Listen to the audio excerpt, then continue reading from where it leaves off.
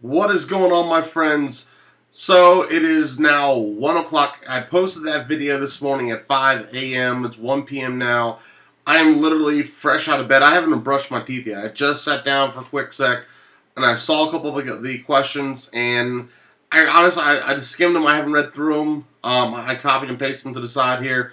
I'm gonna go through. I'm gonna give you your answers, and I'm gonna hop off here and go get my day really started. It's kind of late at this point. So jumping right in, Discotech. Video wall are projectors. Do you use them? And what is your take on them as more production companies are using more video walls now? Um, each have their purpose. Each serve their need. Video walls are great. They're heavy, but they really come in handy for venues to do some creative sets where video projection would be hard, or you would have to look into projector mapping. Um, I wouldn't say more production companies, more touring companies, absolutely. A lot more of the higher end production companies are using them for conferences. But there's pros and cons. Cons being is that they're heavy. Um, a lot of the time, you're having to deal with a media server of some sort for your content. Now, on the flip side, the projectors are projection screens. You have to be more. You got to think more about it, because if you have a projection screen, now you have to find somewhere for that projector, whether it's a front projection or a front face, or I can't think, what is the word? A front projection screen where the image is being shot onto the screen from the front. So now you have to put a projector, and depending on how big the screen is and how big the venue is, you're going to have even a larger projector. So you're going to have something somewhere, whether it's in the air or ground stack somewhere, you're going to have this set up in front of the screen to put the image on the screen. If it's a rear projection screen, then now the projection screen has to come out, 10, 15 feet for you to put a projector behind it. So I can definitely see more companies moving towards the video wall thing. Right now, let's be honest with you, they're expensive. I can't afford a video wall. So projection screens work for us. We've looked into renting them, you're looking about 3 to 5K for a decent sized screen to rent. We may do some stuff where we're utilizing them more for some of our school dances, and you may see some homecomings with those this year. The video walls are cool because, like I said, you're not stuck to. And again, I'm not putting projector mapping into the scenario here, but you're able to do a lot of unique things. So you could take a 24 by 24 panel and just do vertical totems with them, and have 4 or 5 of these towers that have graphics and everything sweeping across these 4 or 5 separate towers. Versus a video screen, you're stuck to the 16 by 9 or 4:3 aspect ratio most of the time, where you have more of a modular setup with the video walls. So that's my thoughts. Hope we answered. Or I hope I answered that best. A DJ disco service. Hi, John. How do you get work? I'm starting my own lighting company, and I'm struggling to find. Do you find work? Do you have any tips? The first thing to do is research your market. Reach out to, make a list. Go and Google. Go to maps.google.com and type in, if you want hotels. Type in hotels and find all the hotels based off where your location is, and just make a list. If you're looking for golf courses that may do weddings, do that there. Use the resources that are out there, like the Knot, Wedding Wire. Use those, like if you're looking for weddings and you want to get into lighting for weddings. Use the Knot, use the Wires, see what venues are nearby, and then start reaching out to those venues. Start going there and meeting the banquet manager. Going and just talking to them and start networking. That's what it's really about. And a lot of times you'll find out that they have small, like, networking night for vendors, or there's little groups in the area that they all network with each other and have little social gatherings. And it's just really getting involved with those people.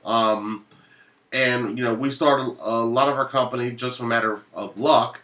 but it's also it's making the right connections. So I think that's the first step you should definitely do is start networking with other companies. Definitely advertising on services like The Knot, Wedding Wire. I've never done a bridal show, and it may be something that we look into doing this upcoming year. But I know a lot of DJs that have success with bridal shows. If it's schools, and actually the next question from Igarza, I think I'm getting that right. Igarza 52. Best way to get your business into the school dance scene. Same thing for schools. It's a lot of networking, reaching out, trying to get involved in the school any way possible. Sometimes you may not be able to jump right in with the school right away doing their proms and homecomings. Like with anything, you sometimes you have to start at the bottom and build your way up. Sometimes you get lucky and you can jump in and go right into the homecoming and prom. Other times, if you're just getting started, doing the senior day, or doing a fashion show, or trying to find out when the pep rallies are and getting involved in the pep rallies or the cheer competitions. It's those kind of things where the sponsors from other schools or the sponsor from that school will see you, and you can usually chat with them about it, or they'll approach you and ask for a card, and you can kind of see, what kind of events you have, what are you planning, and they say, oh, a school dance. Then that's where you can get your foot in the door and start trying to network with them. I will tell you, when you get the opportunity to get your foot in the door at the school, take it. Don't nickel and dime them. Take it. Take the opportunity. It's not like it's a wedding where it's a one-time thing. Schools are repeat clients. They come back around, and if you give the vibe that you're nickel and diming over crap that's not worth nickel and diming over, guys, just do what you got to do to get in there. That's the biggest thing. Get your foot in that door. I'm not saying do it for free. And I'm not saying make sure you cover your financial needs, but throw in an uplighting, throw in a monogram, because you should have enough profit from the event to where you can afford to just throw in something simple. I mean, we throw in glow sticks a lot of the times, and it's a simple investment. I guess really investment's the right word, but it's a simple purchase to buy. We buy 5,000 or 6,000 glow sticks at a time to throw in a few hundred glow sticks for an event. And sometimes the school's going to nickel and dime you, and just go with it. If it makes sense, if you feel that you're going to get more business from it, definitely just go for it. And if it doesn't work off, live and learn. If it does pay off, then great. You have a client for life now. Treat the clients good, and they'll be good to you. And sometimes it doesn't work that way. Sometimes we lost a school that we were on first name basis with the principal. The principal let us lock up the building at the end of the day. They put power drops in just for us. Like, I thought for sure we'd never lose this school, and we lost them this year. So never take your clients for granted. Never, assume anything. And always treat your clients as if they're your first and your last. Just treat them with the quality service that treat them with that passion that you had when you started your company. A lot of people lose that passion over time, and I'm guilty of it myself. And sometimes you have to stumble again to find that passion and that fire, sorry, I'm looking at our security cameras. But sometimes, you got to refine that fire and that spark from that you once had that made you want to do this the first time. So hopefully that might have answered both of your questions. But again, networking, reaching out to the different venues in the area, and just talking with them and seeing, what kind of services that they may need. Telling them, what you can offer them.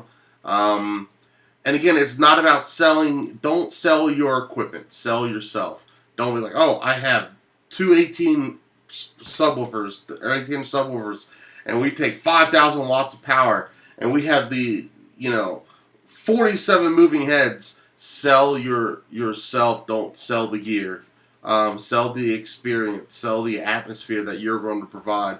Sell them why they should hire you over Joe Schmo. So hopefully that answers your guys' questions there. Stephen Sheets, I was wondering what happened to your coffin with the 62 and 1200s. I see you've been using the DDJ SC. Coffin 1200s, or I guess it's back that way.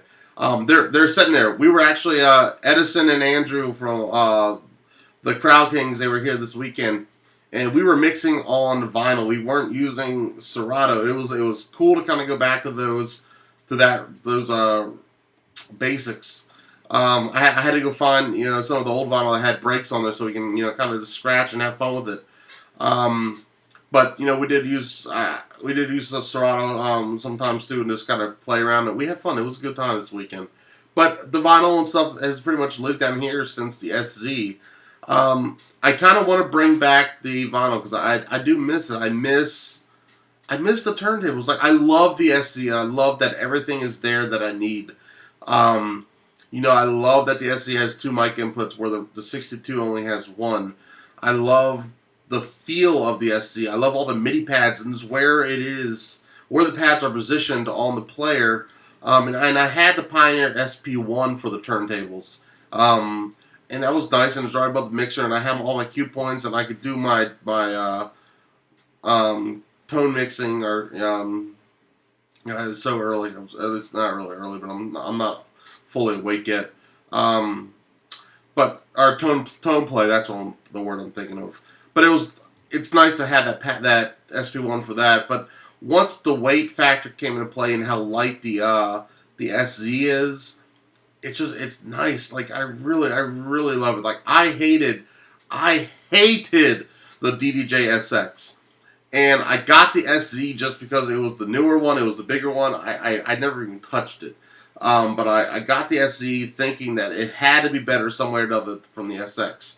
And I found that the SZ had the tension for the platters. And that was my biggest complaint with jog wheels, that they felt loose to me. And coming from the vinyl for so many years, going to a platter, like, I go to scratch it, the next thing I let go, and I just spin the track around. And being able to have that tension adjustment on the platter, now there's a little bit of resistance, so it kind of does. It's never going to be the same. It's never going to be the same as having 1200s, but it feels a lot better than what they have in the past. So I like the SC for mobile gigs. It's just quick and easy. But like I said, in my heart, I'm missing my turntables.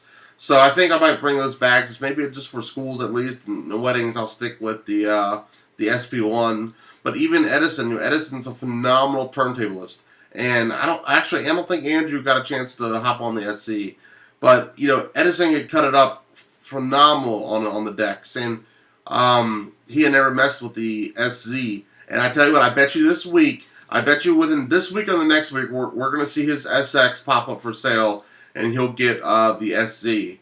So that's where those have been. I love everything. I love the layout of the SC too. It's just, everything is there. It's the placement of everything is right where I would want it to be. The crossfader feels nice and loose on the SC. It's a great unit. But like I said, my heart is with my 1200s. I think I'm definitely going to bring those back at some point. So those were the 4 questions. If you guys like this, thumbs up. I think we might do this every Monday, do some Q&As. I think it'll be a nice kind of interaction with you guys more than, usually I try to comment, response, or I try to respond in all the comments, guys. I'm like not awake yet. I don't drink coffee anymore, so I need my Red Bull for the morning. But I think, part of this YouTube channel is to, respond to the DJs all over. If you're using disco services, you're obviously, outside the U.S. and the U.K. probably.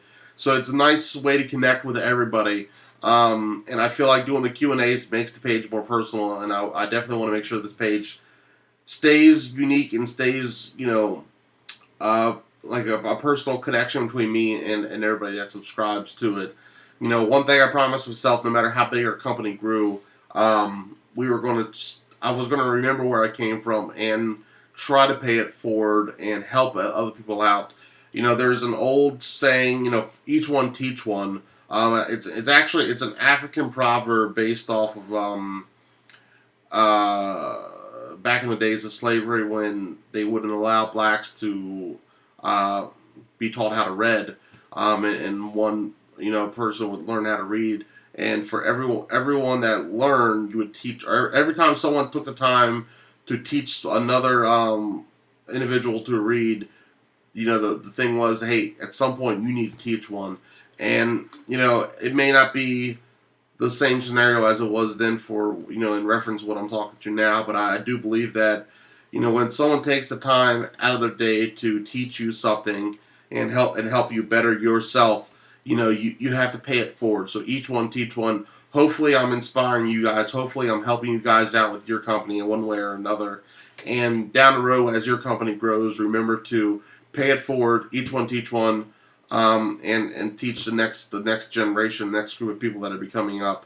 So hopefully I answered all your questions. Throw some more Q&As down at the bottom. If I get a chance at a vlog this week, I'll answer those as I can. But I think we'll make Mondays Q&A Monday. So, alright guys, I'm going to get my day started. I have a ton of emails I'm sure to get to. So, thank you guys. I'll chat with you guys soon. See ya.